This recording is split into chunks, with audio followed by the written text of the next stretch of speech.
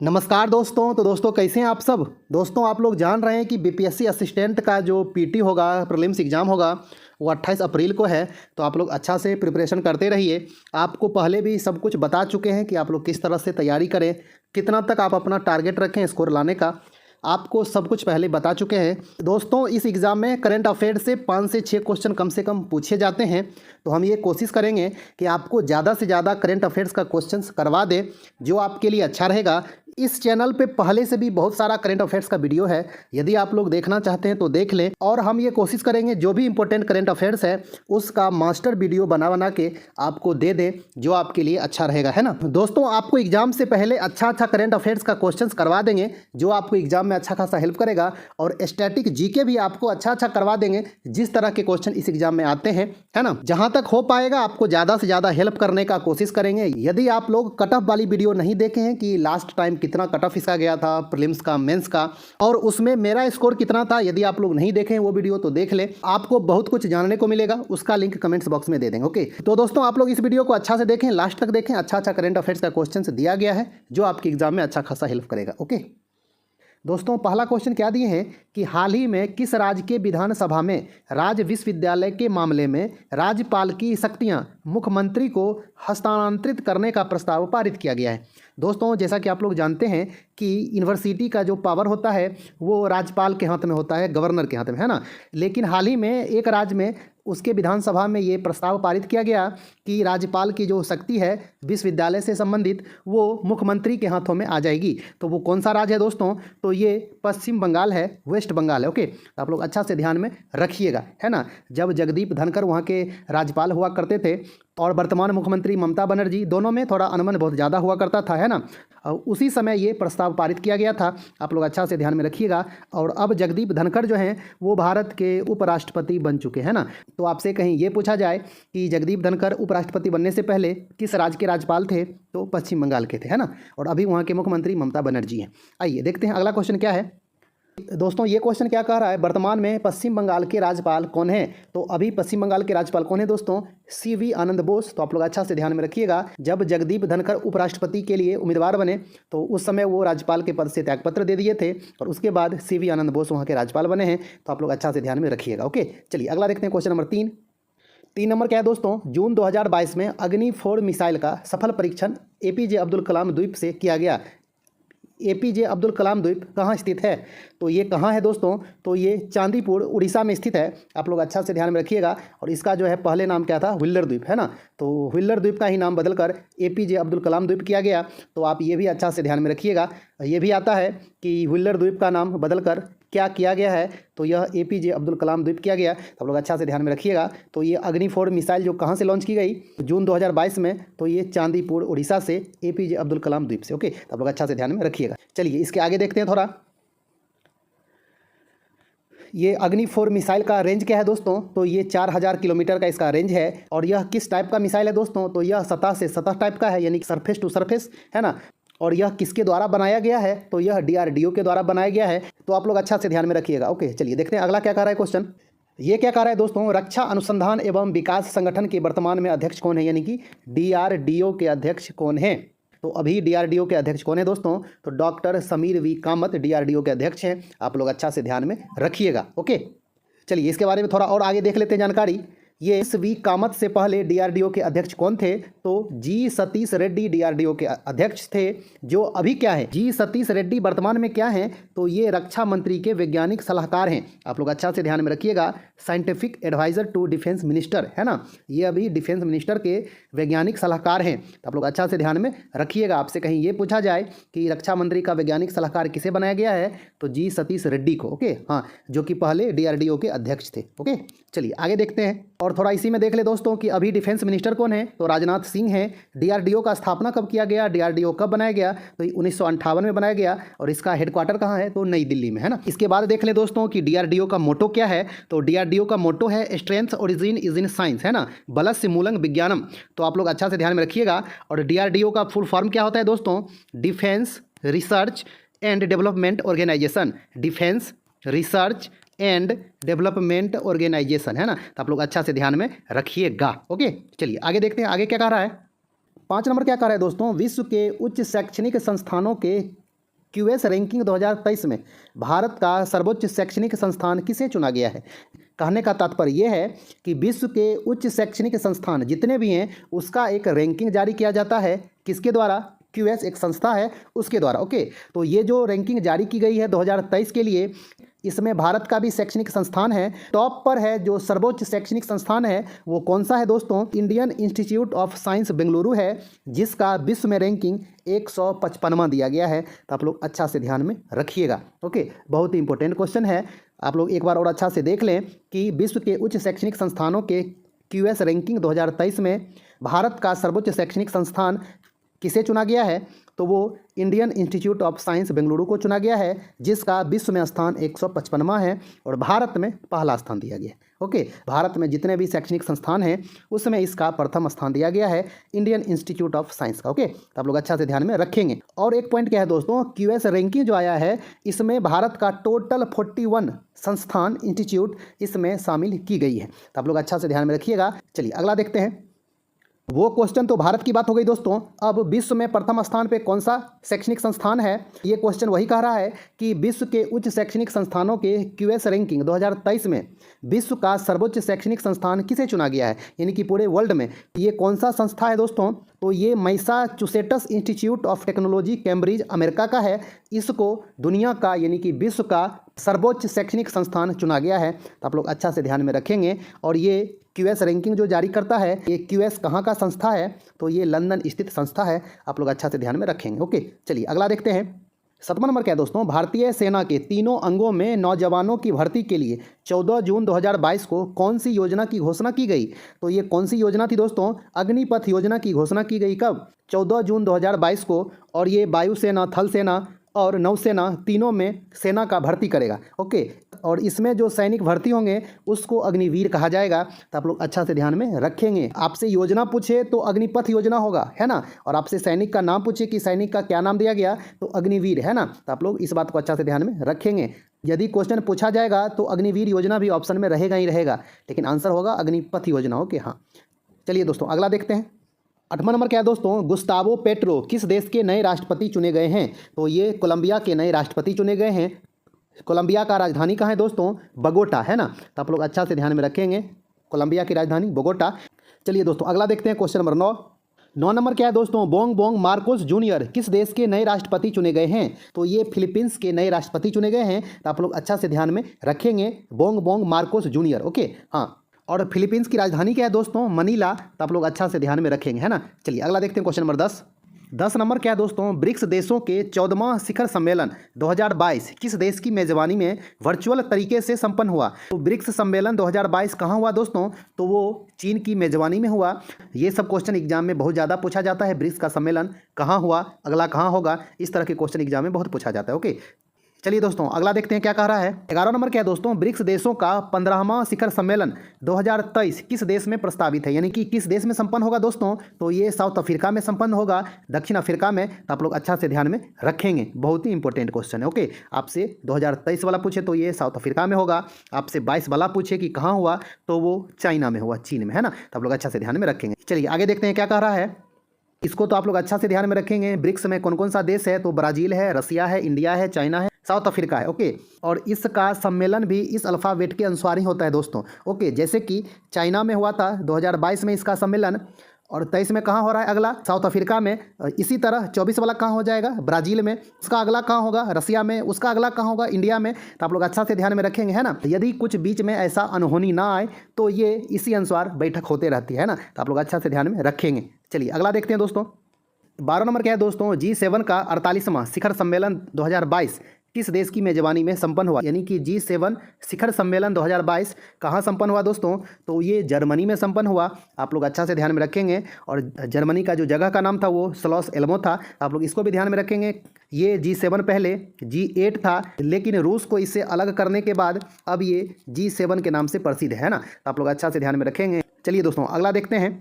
13 number क्या कह रहा है दोस्तों? G7 का 49वां शिखर सम्मेलन 2023 किस देश में प्रस्तावित है, यानी कि G7 का शिखर सम्मेलन 2023 कहाँ होगा? तो वो जापान में होगा। इसको भी आप लोग अच्छा से ध्यान में रखेंगे, बहुत ही इंपॉर्टेंट क्वेश्चन है। ओके, और अब थोड़ा आप लोग देख लीजिए कि G7 में कौन कौन सा देश शामिल है। इस तरह से भी क्वेश्चन पूछा जाता है कि इनमें से कौन सा देश G7 में शामिल नहीं है, इनमें से कौन सा देश ब्रिक्स में शामिल नहीं है, इनमें से कौन सा देश G20 में शामिल नहीं है, इनमें से कौन सा देश सार्क का सदस्य नहीं है। इस तरह से एग्जाम में क्वेश्चन आते ही आते हैं ना। आप लोग ये देख लें कि G7 में कौन कौन सा देश शामिल है। इसमें 7 देश हैं। कौन कौन है? Canada, France, Italy, Japan, Britain, America और जर्मनी, है ना। 1 2 3 4 5 6 7 देश है। पहले इसमें रसिया भी था तो 8 था, लेकिन अभी रसिया इसमें नहीं है ना। तो आप लोग अच्छा से ध्यान में रखेंगे। ये सातों का सातों नाम आप लोग अच्छा से ध्यान में रखेंगे, एग्जाम में क्वेश्चन पूछा जाता है। चलिए दोस्तों आगे देखते हैं। 14 नंबर क्या है दोस्तों? ग्लोबल लिवेबिलिटी इंडेक्स 2022 के अनुसार रहने के लिए विश्व का सबसे उपयुक्त शहर कौन सा है, जिसे प्रथम स्थान दिया गया? यानी कि विश्व में रहने के लिए सबसे अच्छा जगह कौन है? तो वो वियना है, जो कि ऑस्ट्रिया की राजधानी है ना। तो आप लोग अच्छा से ध्यान में रखेंगे कि ग्लोबल लिवेबिलिटी इंडेक्स 2022 में प्रथम स्थान किस देश का दिया गया है? वो वियना को दिया गया है, जो कि ऑस्ट्रिया की राजधानी है ना। तो आप लोग अच्छा से ध्यान में रखेंगे।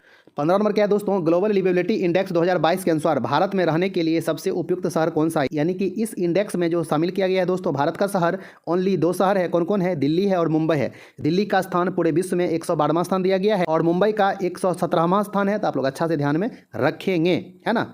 भारत का ओनली 2 शहर है, दिल्ली और मुंबई। तो आप लोग अच्छा से ध्यान में रखेंगे। ओके, चलिए अगला देखते हैं क्वेश्चन नंबर 16 नंबर क्या है दोस्तों? वैश्विक शांति सूचकांक 2022 में प्रथम स्थान पर किस देश को रखा गया है जहां सर्वाधिक शांति है? यानी कि सबसे ज़्यादा शांति किस देश में है दोस्तों? तो वो आइसलैंड में है। आप लोग अच्छा से ध्यान में रखिएगा। एकदम ठंडा ठंडा जगह, बर्फ वाली जगह, एकदम मतलब वहाँ पर शांति है बहुत ज़्यादा, है ना। तो आप लोग इस तरह से ध्यान में रखेंगे कि आइसलैंड में, आइस में एकदम शांति है ना। वैश्विक शांति सूचकांक में जो प्रथम स्थान पर है वो आइसलैंड है ना। तो आप लोग अच्छा से ध्यान में रखेंगे। और इसके बाद आपसे कहीं पूछ दे सेकंड पे कौन है, तो न्यूजीलैंड, और थर्ड पे कौन है, तो आयरलैंड। आप लोग ध्यान में रखेंगे। तीनों का तीनों लैंड लैंड लैंड ही है ना। Iceland, New Zealand, Ireland. तो आप लोग ध्यान में रखेंगे। फर्स्ट, सेकंड, थर्ड, तीनों में से कोई भी पूछेगा तो आप अच्छा से आंसर दे सकते हैं ना। चलिए अगला देखते हैं क्या कह रहा है। ये क्वेश्चन क्या कर रहा है दोस्तों? वैश्विक शांति सूचकांक 2022 में भारत को किस स्थान पर रखा गया है? यानी कि भारत का स्थान क्या है वैश्विक शांति सूचकांक में? पीस इंडेक्स में भारत का स्थान क्या है? तो 135वां स्थान है। आप लोग अच्छा से ध्यान में रखेंगे। 135। ओके, चलिए अगला देखते हैं क्वेश्चन नंबर 18।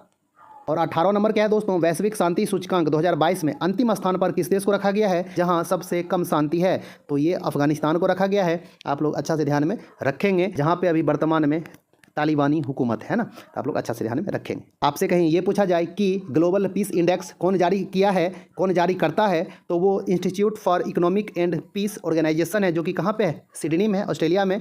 यही संगठन ये इंडेक्स जारी करता है। तो आप लोग अच्छा से ध्यान में रखेंगे। ओके, चलिए अगला देखते हैं क्वेश्चन।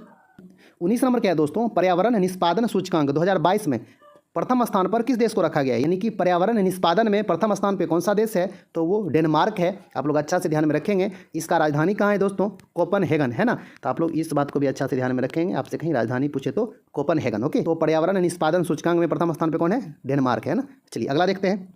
ये आपका क्या है दोस्तों? पर्यावरण निष्पादन सूचकांक 2022 में भारत को किस स्थान पर रखा गया है? तो भारत का जो स्थान दिया गया है दोस्तों, सबसे नीचे 180वां स्थान पे, यानी कि 180। टोटल 180 देश को इसमें शामिल किया गया था और भारत का स्थान सबसे नीचे दिया गया, जो कि भारत की तरफ से इसे अस्वीकार किया गया कि इसमें तथ्य को गलत तरीक़ों से पेश किया गया है। ओके, हाँ, तो इस रैंकिंग में जो भारत का स्थान दिया गया दोस्तों, वो सबसे नीचे किस में? पर्यावरण निष्पादन सूचकांक में भारत का स्थान सबसे नीचे दिया गया, 180वां स्थान। ओके, तो आप लोग अच्छा से ध्यान में रखेंगे। चलिए 21 नंबर देखते हैं। ये 21 नंबर क्या कह रहा है दोस्तों? Australian open grand slam tennis tournament 2022 के पुरुष एकल खिताब किसने जीता? दोस्तों इसमें चारों का चारों ग्रैंड स्लैम से क्वेश्चन दिए हैं। ये एग्जाम में पूछा जाता है, जो कि बहुत ही ज़्यादा वीवीआई होता है।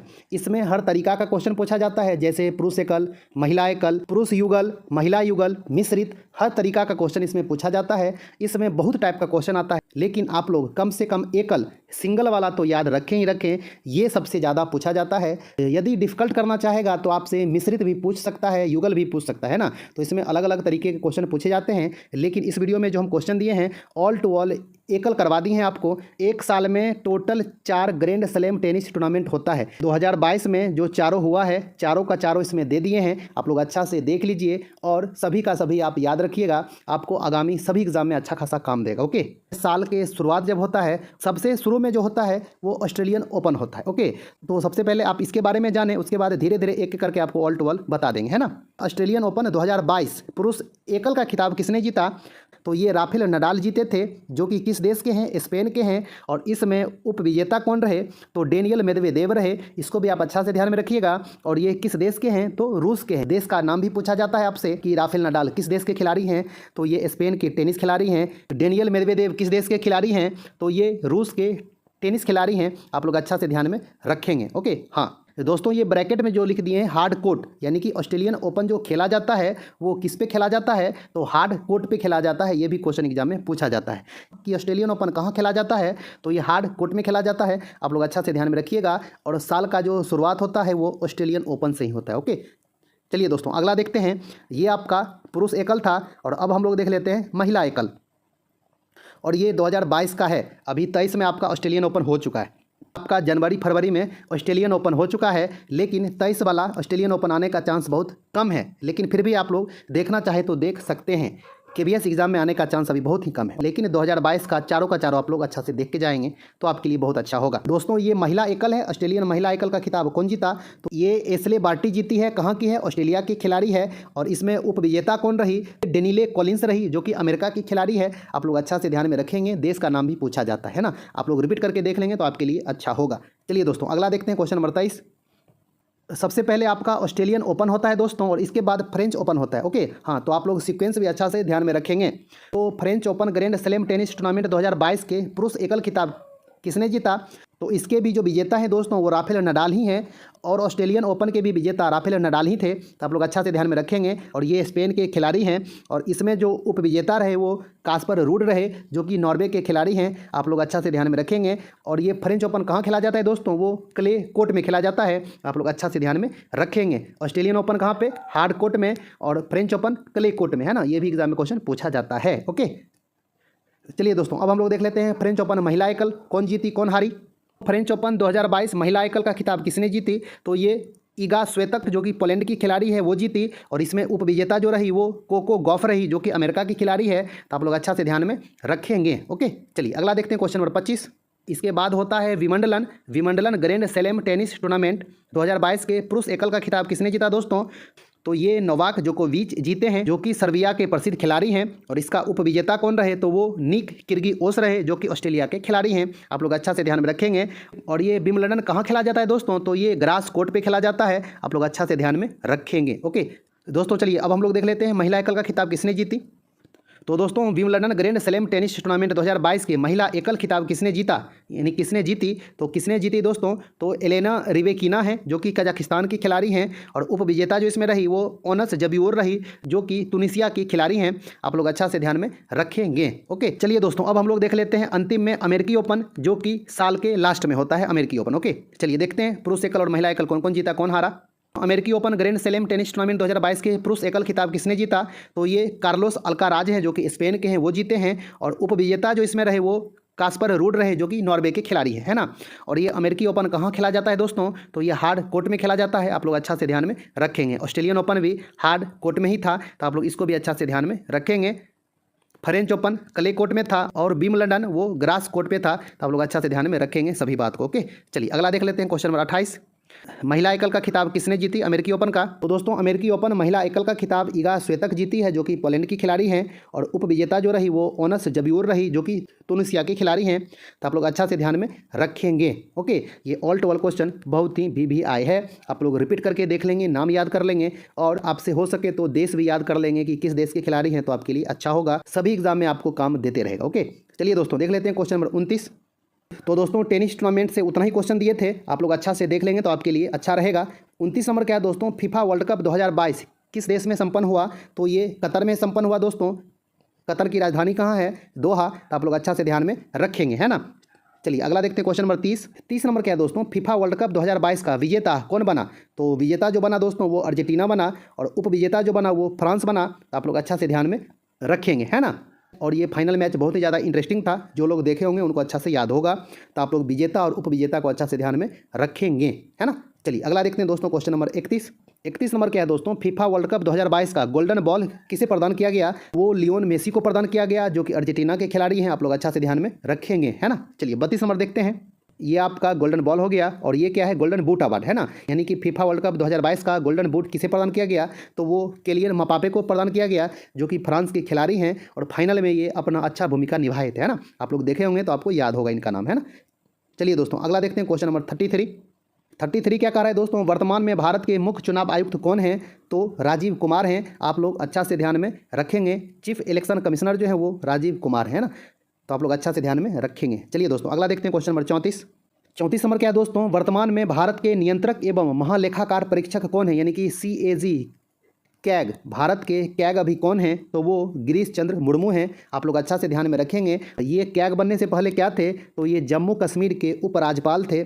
आप लोग अच्छा से ध्यान में रखेंगे। केंद्र शासित प्रदेश जम्मू कश्मीर के ये प्रथम उपराज्यपाल बने थे 31 अक्टूबर 2019 को, है ना, तो आप लोग अच्छा से ध्यान में रखेंगे इनका नाम। ओके, चलिए दोस्तों देखते हैं क्वेश्चन नंबर 35 नंबर क्या है दोस्तों, वर्तमान में केंद्र शासित प्रदेश जम्मू कश्मीर के उपराज्यपाल कौन हैं, तो अभी कौन है उपराज्यपाल, तो ये श्री मनोज सिन्हा हैं। आप लोग अच्छा से ध्यान में रखेंगे। ओके, चलिए दोस्तों अगला देखते हैं कि प्रथम कौन थे, तो वो गिरीश चंद्र मुर्मू थे, जैसा कि आपको अभी बताए थे कि जम्मू कश्मीर केंद्र शासित प्रदेश के प्रथम उपराज्यपाल गिरीश चंद्र मुर्मू थे। जम्मू कश्मीर केंद्र शासित प्रदेश कब बना, तो 31 अक्टूबर 2019 को बना। आप लोग ये डेट भी अच्छा से याद रखेंगे। ओके, हाँ, श्री मनोज सिन्हा जम्मू कश्मीर केंद्र शासित प्रदेश के दूसरे उपराज्यपाल हैं। ओके, हाँ, चलिए दोस्तों अगला देखते हैं। 36 नंबर क्या है दोस्तों, वर्तमान में केंद्र शासित प्रदेश लद्दाख के उपराज्यपाल कौन हैं, तो अभी वर्तमान में बने हैं 12 फरवरी 2023 से वो BD मिश्रा बने हैं, जो कि अरुणाचल प्रदेश के उपराज्यपाल थे। तो आप लोग अच्छा से ध्यान में रखेंगे। यदि आपको फरवरी के अनुसार पूछेगा तो BD मिश्रा आंसर होगा, और नहीं तो 31 जनवरी 2023 तक पूछेगा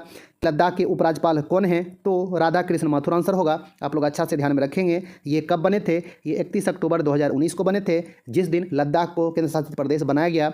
जम्मू कश्मीर और लद्दाख को दो अलग अलग केंद्र शासित प्रदेश बनाया गया। जम्मू कश्मीर के उपराज्यपाल बने गिरीश चंद्र मुर्मू, और लद्दाख के उपराज्यपाल बने राधा कृष्ण माथुर। इनको RK माथुर भी कहा जाता है ना, तो आप लोग अच्छा से ध्यान में रखेंगे। इन सभी बातों को आप लोग अच्छा से ध्यान में रखेंगे तो आपके लिए अच्छा रहेगा। ओके, चलिए अगला देखते हैं दोस्तों। 37 नंबर क्या कह रहा है दोस्तों, जम्मू कश्मीर और लद्दाख दो अलग अलग केंद्र शासित प्रदेश कब बना, तो ये 31 अक्टूबर 2019 को बना। आप लोग अच्छा से ध्यान में रखेंगे, है ना, समझ में आ गया दोस्तों। चलिए अगला देखते हैं, क्वेश्चन नंबर 38 नंबर क्या है दोस्तों, भारत के 50वें मुख्य न्यायाधीश कौन बने हैं, यानी कि CJI, है ना, चीफ जस्टिस ऑफ इंडिया कौन बने हैं, वो DY चंद्रचूड़ बने हैं। आप लोग अच्छा से ध्यान में रखिएगा, कब से बने हैं, तो 9 नवंबर 2022 से बने हैं। इनसे पहले कौन थे, उदय उमेश ललित थे, जिनको UU ललित भी कहा जाता है। आप लोग अच्छा से ध्यान में रखेंगे। ये 49वें मुख्य न्यायाधीश थे और ये 50वें बने। ओके, चलिए दोस्तों देखते हैं 39 नंबर क्या है दोस्तों, वर्तमान में संघ लोक सेवा आयोग के अध्यक्ष कौन है, यानी कि UPSC के अध्यक्ष अभी कौन है, तो वो मनोज सोनी हैं। आप लोग अच्छा से ध्यान में रखेंगे। ओके, चलिए दोस्तों देखते हैं 40 नंबर क्या है दोस्तों, वर्तमान में भारत के विदेश मंत्री कौन हैं, तो वो S जयशंकर हैं। आप लोग अच्छा से ध्यान में रखेंगे। वर्तमान में भारत के विदेश सचिव कौन हैं, तो वो विनय मोहन क्वात्रा हैं। आप लोग अच्छा से ध्यान में रखेंगे। दोस्तों जैसा कि आप लोग देख रहे हैं, पहला क्वेश्चन क्या है, ग्रीष्मकालीन ओलंपिक 2020 का आयोजन कहाँ हुआ। तो दोस्तों समर ओलंपिक 2020 का आयोजन कहाँ हुआ था, होस्ट कंट्री कौन था, तो ये टोक्यो था, जो कि जापान की राजधानी है, और इसको टोक्यो ओलंपिक भी कहा जाता है ना। तो आप लोग इस तरह से याद रखेंगे, टोक्यो ओलंपिक ये 2020 ओलंपिक था, लेकिन कोविड के कारण इसका आयोजन 2021 में हुआ था। ओके, तो आपसे ये भी पूछ सकता है कि टोक्यो ओलंपिक 2020 का आयोजन किस वर्ष की गई थी, तो ये 2021 में की गई थी। और आपसे कहीं ये पूछ दे कि ये कौन सा ओलंपिक था, ये ओलंपिक का कौन सा संस्करण था, तो ये 32वां संस्करण था। ओके, तो आप लोग अच्छा से याद रखेंगे। चलिए अगला देखते हैं, क्वेश्चन नंबर 2 क्या है दोस्तों, ग्रीष्मकालीन ओलंपिक 2016 का आयोजन कहाँ हुआ था।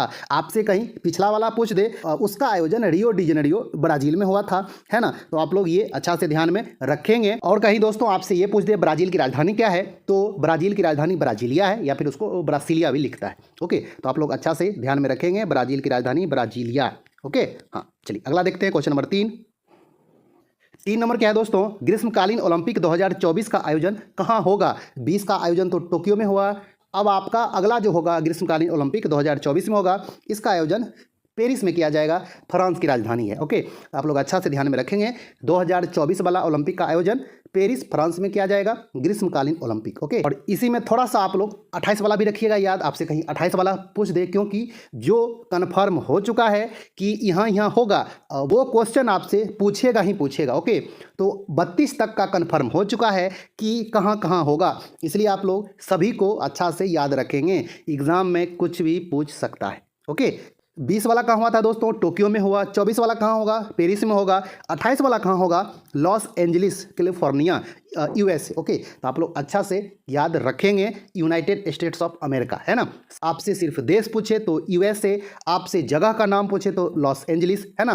तो आप लोग सभी बात को अच्छा से ध्यान में रखेंगे। ओके, 2032 वाला जो ग्रीष्मकालीन ओलंपिक होगा वो कहाँ होगा? तो आइए हम लोग देखते हैं कहाँ होगा। तो उसका आयोजन ऑस्ट्रेलिया में होगा, ब्रिस्बेन में। ओके, तो आप लोग अच्छा से ध्यान में रखेंगे, 2032 का आयोजन कहाँ होगा? Brisbane Australia. ओके, तो ये सभी का सभी क्वेश्चन बहुत इंपॉर्टेंट है, आपको आगे भी एग्जाम में आएगा और केवीएस एग्जाम में भी आ सकता है। ओके, चलिए अगला देखते हैं। क्वेश्चन नंबर 4 क्या कह रहा है दोस्तों? ग्रीष्मकालीन ओलंपिक 2020 के उद्घाटन समारोह में भारतीय ध्वजवाहक कौन थे? फ्लैग वियरर से भी क्वेश्चन आता है कि ओलंपिक के उद्घाटन समारोह में कौन भारतीय ध्वजवाहक था, समापन समारोह में भारतीय ध्वजवाहक कौन था, ये भी एग्जाम में क्वेश्चन आते हैं। तो आप लोग अच्छा से ध्यान में रखेंगे, जब स्टार्ट हुआ, उद्घाटन जब हुआ तो उसमें भारतीय ध्वजवाहक कौन था, फ्लैग वियरर कौन था? तो वो आपका मेरी कॉम और मनप्रीत सिंह थे। कौन थे? मेरी कॉम थे जो कि एक प्रसिद्ध मुक्केबाज हैं, और मनप्रीत सिंह थे जो कि हॉकी के कैप्टन भी, है ना। तो आप लोग अच्छा से ध्यान में रखेंगे। 5 नंबर क्या है दोस्तों? ग्रीष्मकालीन ओलंपिक 2020 के समापन समारोह में भारतीय ध्वजवाहक कौन थे? फ्लैग वियरर कौन थे? जब ओलंपिक का समापन हो रहा था तब दोनों समय ध्वजवाहक होते हैं और दोनों तरह के क्वेश्चन एग्जाम में आते हैं। तो समापन समारोह में ध्वजवाहक कौन थे दोस्तों? आइए हम लोग देखते हैं। तो ये बजरंग पुनिया थे जो कि कुश्ती खेलते हैं ना। तो आपसे ये भी पूछता है बजरंग पुनिया का संबंध किससे है? तो यह कुश्ती से। ओके, तो आप लोग अच्छा से ध्यान में रखेंगे। जब स्टार्ट हुआ था, उद्घाटन हुआ था, तब कौन थे? तो मेरी कॉम और मनप्रीत सिंह। जब समापन हुआ तब कौन थे? तो बजरंग पुनिया। ओके, तो आप लोग इस बात को अच्छा से ध्यान में रखेंगे। चलिए अगला देखते हैं। 6ठा नंबर क्या है दोस्तों? ग्रीष्मकालीन ओलंपिक 2020 में पदक तालिका में प्रथम स्थान किस देश का रहा? मेडल में प्रथम स्थान किस देश का रहा?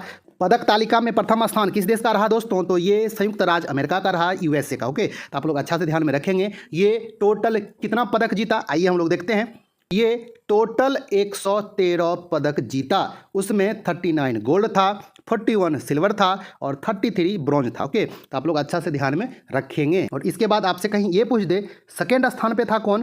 तो चाइना था, अपना पड़ोसी, है ना। अपना पड़ोसी जो है चाइना, वो सेकेंड स्थान पे रहा। और थर्ड आपसे कहीं पूछ दे तो थर्ड जापान था, जहाँ पे इसका आयोजन किया गया था, क्योंकि टोक्यो ओलंपिक आयोजन कहाँ किया गया? जापान में, टोक्यो, है ना। तो जो होस्टिंग कंट्री था, मेजबान जो था, वो आपका थर्ड स्थान पे आया। प्रथम स्थान पे यूएसए, सेकेंड पे अपना पड़ोसी चाइना और थर्ड पे मेजबान देश जहां पे इसका होस्ट हुआ था, जो इसका होस्टिंग किया था, है ना। तो आप लोग इन सभी बातों को अच्छा से ध्यान में रखेंगे और ये सभी क्वेश्चन एग्जाम में आते हैं। ओके, चलिए अगला देखते हैं दोस्तों। 7वां नंबर क्या है दोस्तों? ग्रीष्मकालीन ओलंपिक 2020 में पदक तालिका में भारत का स्थान क्या रहा? हम लोग प्रथम स्थान देख लिए, सेकेंड स्थान देख लिए, थर्ड स्थान देख लिए, है ना। और अब देखते हैं भारत का स्थान क्या रहा। तो भारत का जो स्थान रहा दोस्तों, वो 48वां स्थान रहा, 48, है ना। तो आप लोग अच्छा से ध्यान में रखेंगे, भारत का स्थान 48वां स्थान रहा टोक्यो ओलंपिक 2020 में। ओके, हाँ, ये भी बहुत इंपॉर्टेंट क्वेश्चन है। भारत का भी स्थान बहुत सारे एग्जाम में अभी तक पूछे गए हैं, आगे भी पूछे जाएंगे। ओके, तो आप लोग अच्छा से ध्यान में रखेंगे। ये 48वां स्थान था, लेकिन कितना पदक जीता? आइए अब हम लोग देख लेते हैं पदक के बारे में। भारत का 48वां स्थान तो रहा, लेकिन टोटल कितना पदक जीता था? तो भारत टोटल 7 पदक जीता था। कितना? 7 पदक, है ना। तो आपका 8वां क्वेश्चन यही था, ग्रीष्मकालीन ओलंपिक 2020 में भारत ने कुल कितना पदक जीता? तो टोटल 7 पदक जीता था। आप लोग अच्छा से ध्यान में रखेंगे, 7 पदक, 48वां स्थान, दोनों बात को आप भूलेंगे नहीं। ओके, दोनों ही बहुत इंपॉर्टेंट डाटा है। चलिए अगला देखते हैं, क्वेश्चन नंबर 9 नंबर क्या कह रहा है दोस्तों? भारत द्वारा जीता गया 7 पदक कौन कौन है? दोस्तों ये 7 पदक कौन कौन था? 1 गोल्ड था, 2 सिल्वर था और 4 ब्रॉन्ज था, है ना। आप लोग अच्छा से ध्यान में रखेंगे। आपसे कहीं पूछ दे टोटल तो आंसर होगा 7, आपसे पूछे गोल्ड तो आंसर होगा 1, आपसे पूछे सिल्वर तो आंसर होगा 2, आपसे पूछे ब्रॉन्ज तो आंसर होगा 4। ओके, अब ये 7 पदक कौन कौन जीता, ये भी आपको ध्यान में रखना होगा। समझ में आ गया। आइए 10 नंबर क्या है दोस्तों, ग्रीष्मकालीन ओलंपिक 2020 में एकमात्र स्वर्ण पदक किसने जीता? एकमात्र गोल्ड जो था वो किसने जीता था? तो वो कौन थे दोस्तों? नीरज चोपड़ा, है ना। तो आप लोग अच्छा से ध्यान में रखेंगे। चलिए अगला देखते हैं, अगला क्या कह रहा है। क्वेश्चन को तोड़ तोड़ के इसलिए दिए हैं कि आपको वीडियो देखते देखते ही अच्छा से याद हो जाए। ओके, चलिए 11 नंबर क्या है दोस्तों, प्रसिद्ध एथलीट नीरज चोपड़ा का संबंध किस खेल से है? तो ये भाला फेंक से है और इसको इंग्लिश में भी लिखता है जेवलिन थ्रो, है ना। आप लोग अच्छा से ध्यान में रखेंगे, नीरज चोपड़ा भाला फेंक जेवलिन थ्रो। ओके, चलिए अगला देखते हैं 12 नंबर क्या है दोस्तों, ग्रीष्मकालीन ओलंपिक 2020 में 2 रजत पदक किसने जीता? यानी कि 2 सिल्वर जो था वो किसने किसने जीता? आपको ये भी नाम याद रखना होगा, है ना। और किस खेल से संबंधित है ये भी आपको याद रखना होगा। तो 2 सिल्वर जो था दोस्तों, ये मीराबाई चानू जीती एक, और एक रवि कुमार दाहिया, है ना। तो आप लोग मीराबाई चानू का नाम और रवि कुमार दाहिया का नाम अच्छा से रखेंगे याद। ये दोनों सिल्वर पदक जीते थे, ओके, ओलंपिक में। और दोनों का संबंध किस किस खेल से है, आगे आइए आपको दिखाते हैं किस किस खेल से दोनों का संबंध है। आपसे कहीं ये पूछे मीराबाई चानू का संबंध किस खेल से है, तो ये भारोत्तोलन से है, वेट लिफ्टिंग से है। ओके, थोड़ा और टफ करके पूछ दे कि ये कितना किलोग्राम वर्ग में सिल्वर पदक जीते थे, तो 49 किलोग्राम वर्ग में। आप लोग अच्छा से ध्यान में रखेंगे, 49 kg, है ना। हाँ, ये भी क्वेश्चन एग्जाम में आता है। ज़्यादातर कैंडिडेट ये याद नहीं रखते हैं, इसलिए आप याद रखिएगा, किसी न किसी एग्जाम में आपको अच्छा खासा काम कर जाएगा। ओके, तो आइए अब देखते हैं रवि कुमार दाहिया का संबंध किस खेल से है। तो ये कुश्तीबाज हैं, रेसलर हैं, है ना। आपसे कहीं ये पूछ दे रवि कुमार दाहिया जो सिल्वर पदक जीते कितने किलोग्राम वर्ग में, तो 57 kg वर्ग में, 57 kg वर्ग में यह जीते। आप लोग अच्छा से ध्यान में रखिएगा। ओके, चलिए दोस्तों हम लोग पढ़ लिए, 1 गोल्ड 2 सिल्वर किसने किसने जीता। अब आइए 4 ब्रॉन्ज जो था वो किसने किसने जीता, हम लोग देख लेते हैं अच्छा से। ओके, आइए 15 नंबर क्या कह रहा है दोस्तों, ग्रीष्मकालीन ओलंपिक 2020 में 4 कांस्य पदक किसने जीता। तो ये किसने किसने जीता, आइए हम लोग जल्दी से देख लेते हैं। आप लोग को भी सभी का सभी अच्छा से याद रखना है। तो ये 4 कांस्य पदक जो था दोस्तों, किसने किसने जीते, बजरंग पुनिया, पीवी सिंधु, लोवलिन बोर्गोहेन और पुरुष हॉकी टीम। ये आप लोग अच्छा से ध्यान में रखेंगे, बहुत ही VVI है। ओके, गोल्ड कौन जीते थे दोस्तों, नीरज चोपड़ा। सिल्वर कौन कौन जीते, रवि कुमार दाहिया, मीराबाई चानू, है ना। और कांस्य कौन कौन जीते, तो ये बजरंग पुनिया, पीवी सिंधु, लोवलिन बोर्गोहेन और पुरुष हॉकी टीम।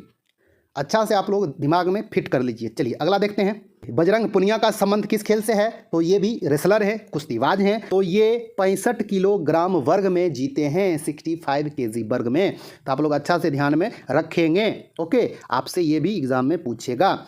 इसके बाद कौन थे दोस्तों, पीवी सिंधु। तो आप लोग जानते ही होंगे बैडमिंटन, है ना। पीवी सिंधु का संबंध बैडमिंटन से है, आप लोग अच्छा से ध्यान में रखेंगे। ओके, चलिए अगला देखते हैं। 18 नंबर क्या है दोस्तों, वही लोवलिना बोर्गोहेन का संबंध किस खेल से है, तो ये मुक्केबाज, बॉक्सिंग। ओके, ये एक बॉक्सर है और ये कांस्य पदक जीते। तो 3 खिलाड़ी तो हो गया दोस्तों, कौन कौन हो गए, आपका बजरंग पुनिया हो गए, उसके बाद पीवी सिंधु हो गए, उसके बाद लोवलिना बोर्गोहेन हो गए, और उसके बाद कौन था, हॉकी टीम था, कौन, पुरुष हॉकी टीम, जो कि कांस्य पदक जीता था। चलिए अगला देखते हैं, क्वेश्चन नंबर 19